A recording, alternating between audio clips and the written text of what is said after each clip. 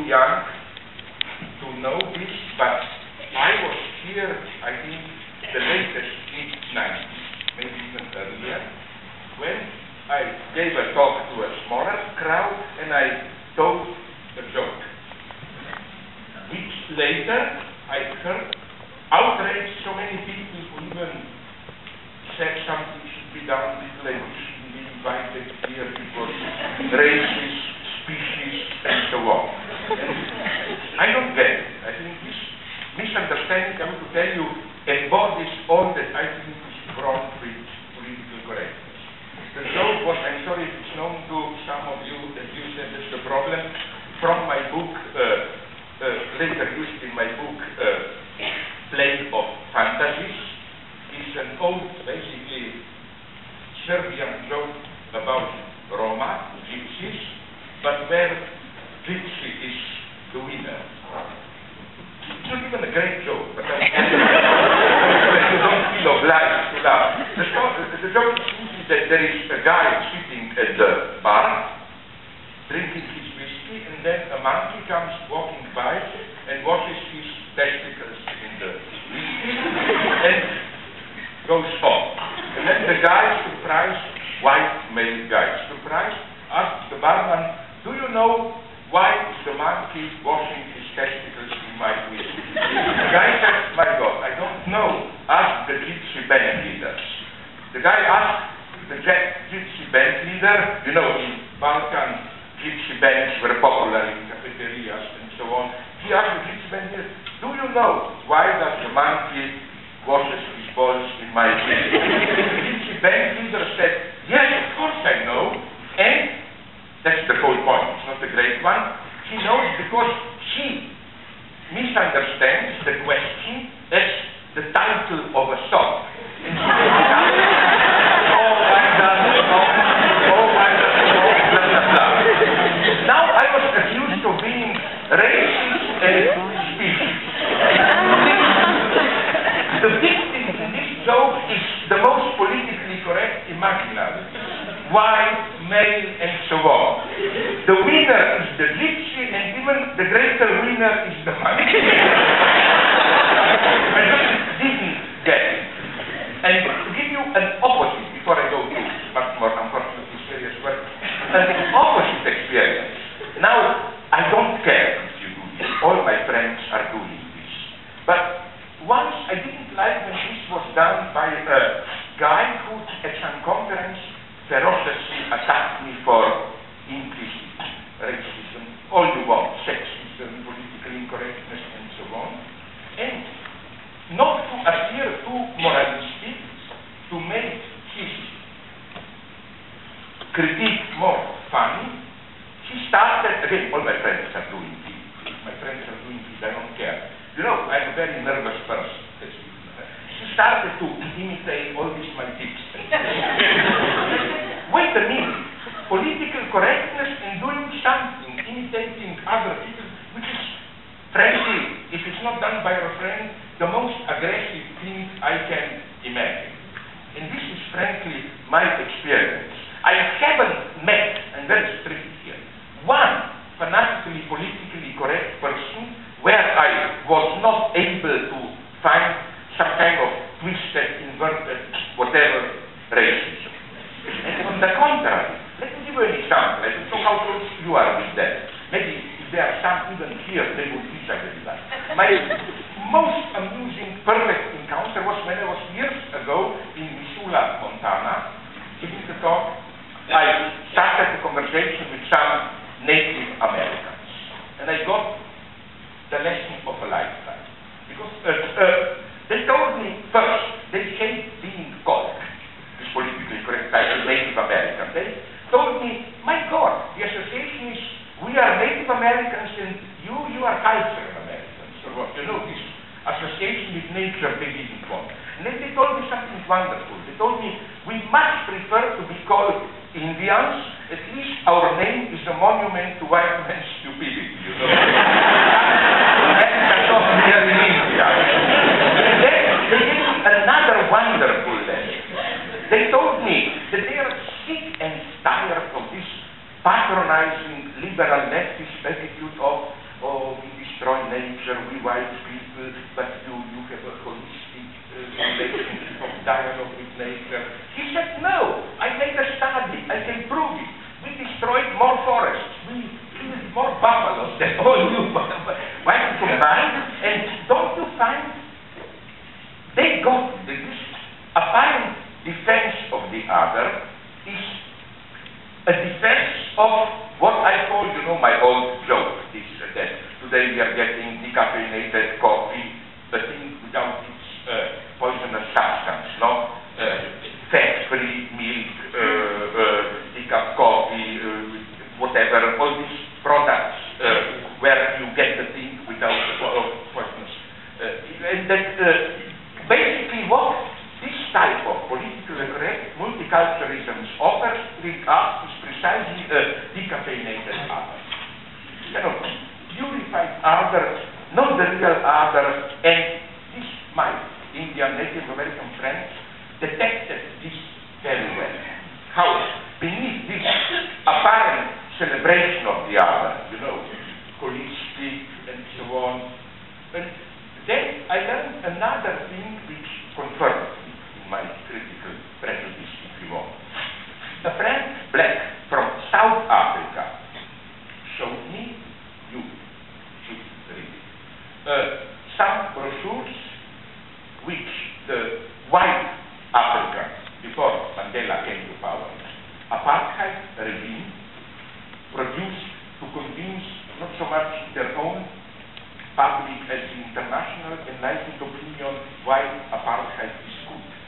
And you know, they didn't say blacks are stupid, less intelligent. No, the line of thought was our civilization is too mechanical. We just think about exploiting nature and so on. If we simply allow democracy and allow blacks to be integrated in our democratic system, a precious different culture, which reminds us of the technocratic imperialist, they use the term. Don't forget the long, extreme right-wing history of the term imperialist. Japanese used it against the United States in World War II. Germany used it against England. So they claim that we have this too technological attitude and a precious corrective to our narrow vision. The beautiful vision of Africans will be lost forever, and so on and so on. Now you will say, this is a fake. Of course it's a fake, but it's a really functioning fake. So I think again that, especially today, when direct racism is more and more prohibited, this type of racism, where you can play two games, either you attack the other for being racist, but in a racist way. For example, as you probably, my good friend, knows, we post-Yugoslav nations in the early 90s were often attacked like this. We were treated in a very racist way by Western Europe, but the idea was precisely because you are racist, ethnic hatred, and so on, while we are tolerant, civilized, and so on and so on. Or the opposite. And this is why me and you also have to point, have some problems with films of Emir Kusturica, the false elevation of the other. Why were this type of Yugoslav films like Underground so popular in the West, I claim? Because what you get there is not Balkan the way it is, let's call it like this naively, but Balkan the way it is imagined, fantasized by the West. You get the Balkan where, to cut it short, all the people do is drinking, killing, and making love. And I think that this is the problem with Kusturica. Not that she is playing a primitive Balkan, but she is staging for the West what West wants to see in Balkan. Although it's then celebrated as authenticity, and I had, again, with politically correct film, horrible experiences here. I remember when there were all those stories about rapes in the Balkan War, a friend in Paris told me, you know, we in the West are so corrupted. We need pornography, virtual sex, and so on. Okay, rape is horrible, but we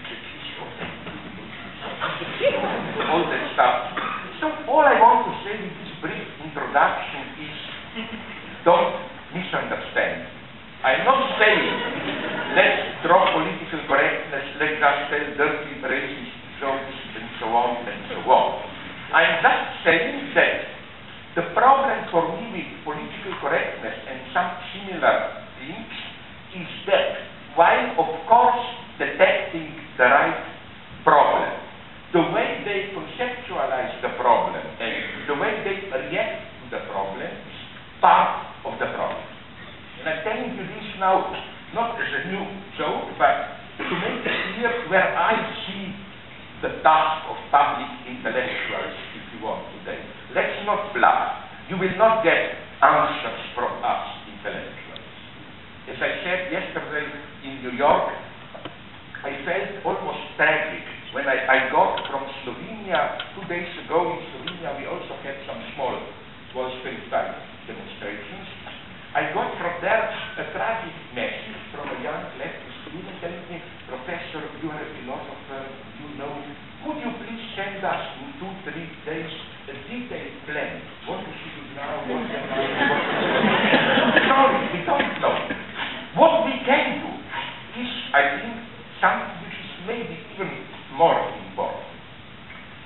When we are confronting a problem, which is a real problem, to show how the way we perceive, react to the problem, reproduces the problem, part of the problem. Let me give you an example, classical one. Racism and ecology. Racism, of course, I totally oppose it, and sexism and so on. But, did you notice about racism and sexism how they automatically translate it into a problem of tolerance? I'm sorry to tell you, but make a test. Go to Martin Luther King's speeches. He practically doesn't mention tolerance. For him, the fight of the blacks for equality was not precisely a fight for tolerance. This translation, I think, is a classical ideological operation. Why? Because to translate the problem into the problem of tolerance abstracts from the crucial struggle, maybe, I immediately ready to admit, the Marxist classical term class struggle is no longer the appropriate name. But nonetheless, to put it abstractly, to put it in Wall Street terms, the struggle between 1% and 99% goes up and down, which is an antagonistic struggle. Our goal is, of course, not to kill the 1%, but nonetheless to abolish them as a class, not as individuals. This is the goal of the struggle is not here mutual recognition. To change, to subordinate this struggle to struggles where the question is tolerance. No? And then you can say, when you have different races or sexual orientations, of course, we should all recognize each other, and then you are in this topic of tolerance, intolerance, why don't we tolerate others? And then you get, I'm saying this as a psychoanalytic theoretician, the worst abuse of psychoanalysis is when all of a sudden the problem with blacks and Mexicans is not how we exploit them, but why don't we tolerate them? And then you go a step further and make a deep discovery that we are projecting into them our fears. So we don't tolerate them because we don't tolerate the otherness in ourselves and so on. So what is a brutal social problem becomes a psychoanalytic problem when you have to do the inner journey, whatever. Ecology is the same. First, it's absolutely a serious problem. I think we will maybe all die because of it. But there are two ideological mystifications. The first one, I think we should drop this entire narrative of good Mother Earth. We are raping, violating the Mother Earth. We humans, with our hubris, destroy natural balance. Without exploitation of nature, we should return to it. No, here we should take, really accept, endorse the lesson of good dialectical Darwinians, who demonstrated clearly how, if nature is our mother, it's a strange bitch of a mother. Full of imbalances and catastrophes. My classical example, let's think about oil. Can you even imagine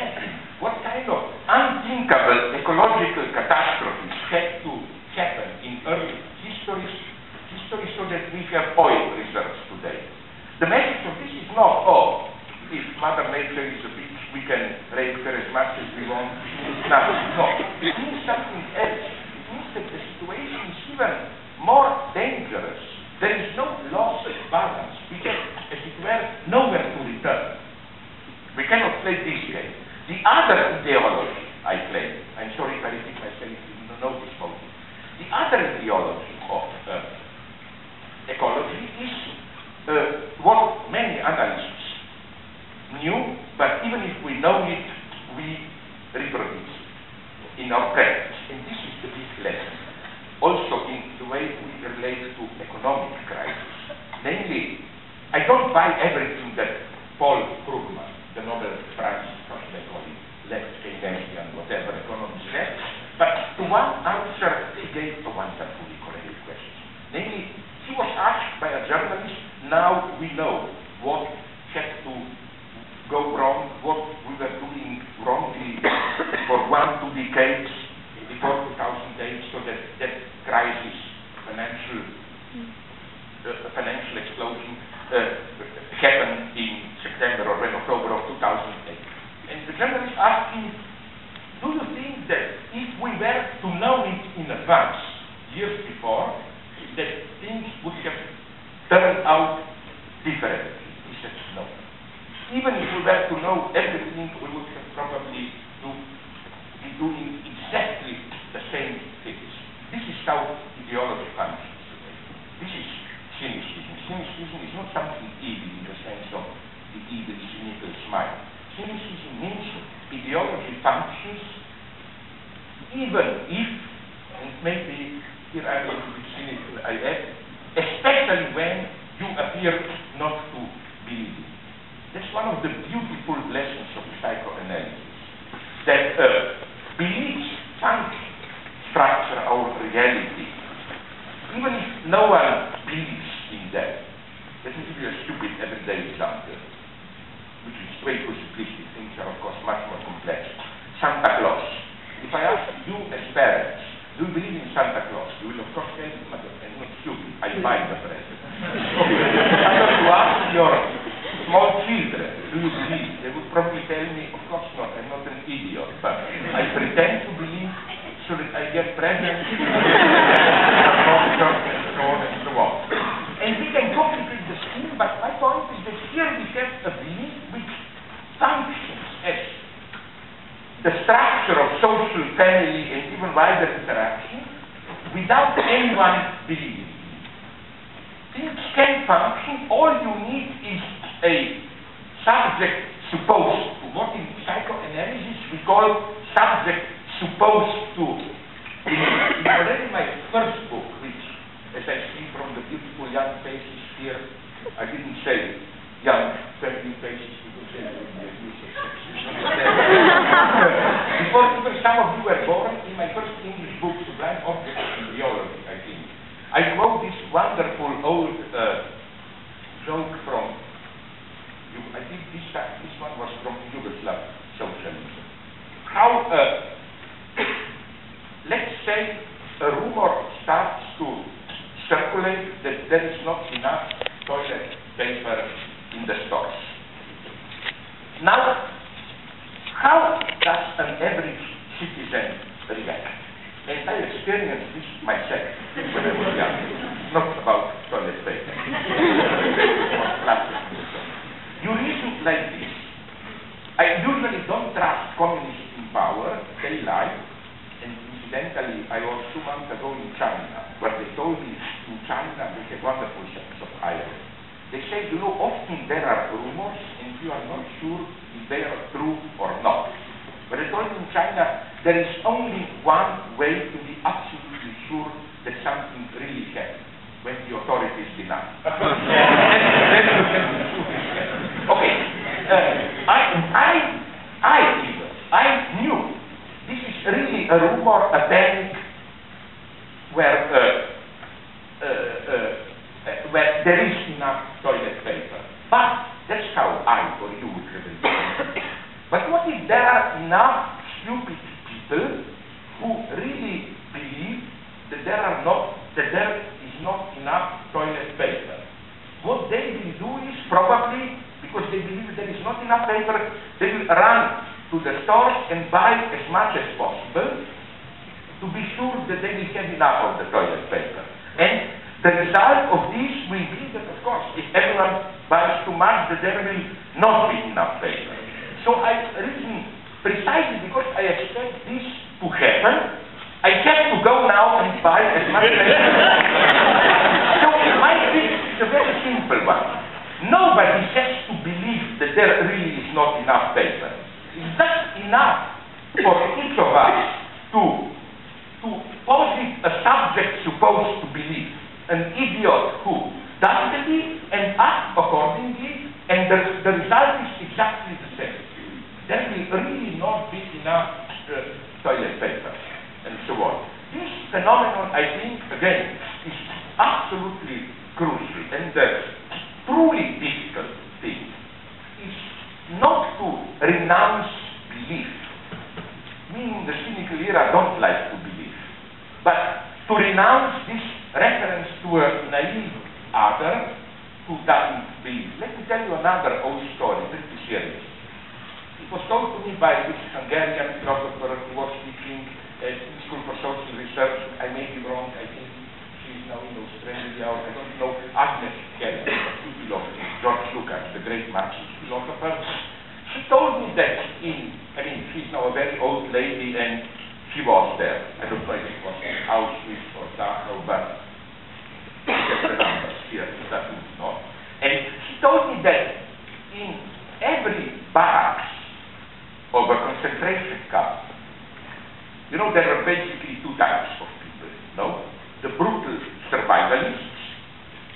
There were still some rules, but rules were nonetheless, except of directly beating your fellow inmates, you are allowed to go pretty far to survive. Like, if you see a piece of food there or something useful, you look, nobody is there, you grab it, whatever. So, brutal survivalists and so-called Muslims, Musulmanes.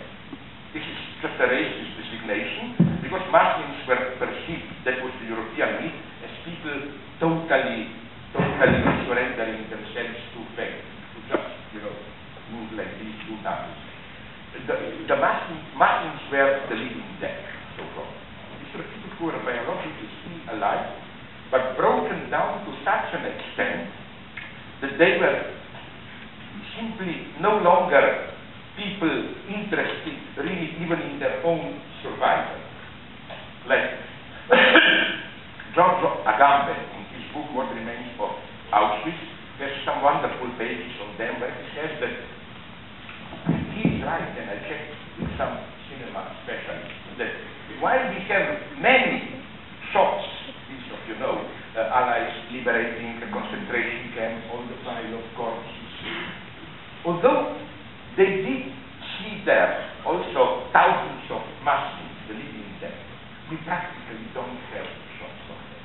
It's something I read somewhere in some memoirs, so terrifying to confront a living person who, as they say, you look him into the eye and you don't see this, whatever we call it, spark of life, depth of personality. It's nothing, total indifference. So, okay, we have these two people. Then, Agnes Keller told me that in every barracks there was a myth that somewhere nearby, usually the myth was in a nearby barracks, there is one person, maybe more, but at least one, who is not a mere survivalist, who still acts as a human being, taking care of others, even sharing meager food with others, and so on. And then she told me something very tragic, that when, unfortunately, sooner or later, when you were, I don't know, either together, standing in line or on a work assignment, when then you, usually, unfortunately, most of the cases, discovered that this was a myth, that the person is supposed to be still a fully ethical subject, not a brutal survivalist, that she is like us, you break down, you become a Muslim. That is to say, this is a nice paradox. Even to be a human being in the most brutal mode of survivalist and so on, you still need a subject supposed to believe. You still need another whom you know. If you can be honest, you need a dream that there is another guy there who is still minimally honest, altruistic, whatever. And this is, for me, the most traumatic ethical, if you want, experience. For example, let me give you another old example of mine. You know the film, which I don't like too much, I think it's too cheap, but it was a big hit, Roberto Benigni, Life is Beautiful. Would you agree with me or not that there would have been a nice, simple way to make the film much more terrifyingly tragic? You know the story, no? Son and father are arrested, sent to Auschwitz, and there the father, in order to make it easier for the son, tells you the story that this is really just a big competition. That you can leave at any moment that you want, but if you persist to the end, there will be some great present, whatever, money, whatever. So, and then at the end, of course, father dies, but the son survives. Father is shot by the Nazis, just at the end when they are retreating. Now imagine something. Imagine that at the very end, while father is already taken to be shot, he somehow discovers that his son also didn't believe it. That he just pretended to believe to make it easier for his father. You know, because nobody believes, but again, the belief vanishes. This now, slowly, believe me or not, I didn't totally lost my thread. This brings us slowly to see that.